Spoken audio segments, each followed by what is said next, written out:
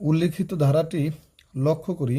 101 থেকে 200-এর মধ্যে 3 ধারা বিভাজ্য সংখ্যা কতটি? এইটা আমরা অনেকভাবেই বের করতে পারি।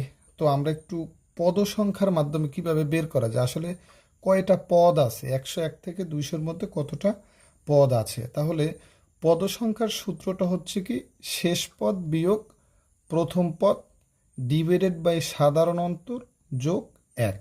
তাহলে শেষ পদটা মূলত আসলে কত? শেষ পদ মানে কি 200? না, 200 থেকে আর 3 দ্বারা বিভাজ্য হয় না।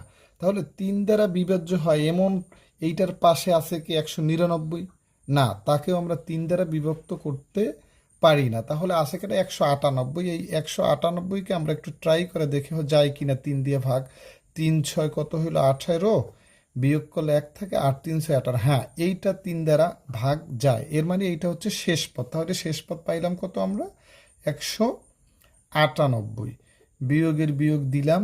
এরপরে প্রথম পদ হচ্ছে কত? প্রথম পদ হচ্ছে 101। না, 101 প্রথম পদ ঠিকই, কিন্তু সেটা তো আর 3 দ্বারা বিভাজ্য প্রথম পদ না। আমাকে এটা লক্ষ্য করতে হবে যে আসলে প্রথম পদ বলতে 3 দ্বারা বিভাজ্য হতে হবে। তাহলে 102, 102কে আমরা 3 দ্বারা ভাগ করতে পারি। তাহলে শেষ পদটা শেষ পদটা দিলাম 198, তার প্রথম পদটা কত হলো? 102 হলো।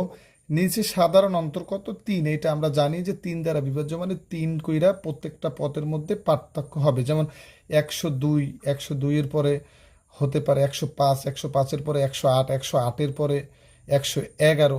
এইভাবে আমরা 3 গ্যাপ থাকবে আর কি। সাধারণ অন্তরটা হচ্ছে 3 আর যোগ হচ্ছে কত? 1। এবার যদি আমরা লক্ষ্য করি, এইটাকে আমরা বিয়োগ করতে পারি। 2 আছে কত হলে 8 হবে 6। আমরা যদি বিয়োগ করি, 2 আছে কত হলে 8 হবে 6, 9 9 নেমে গেল, 96 হলো। ডিভাইডেড বাই কত? 3 যোগ হচ্ছে কত? 1।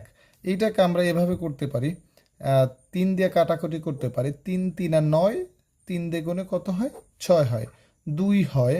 আর 32 পেলাম, যোগ হচ্ছে 1 সমান সমান কত হলো? 33। তাহলে আমরা এইটাই উত্তর পেলাম যে 101 থেকে 200-এর মধ্যে 3 দ্বারা বিভাজ্য সংখ্যা হচ্ছে কয়টা? 33টা। ধন্যবাদ সকলকে।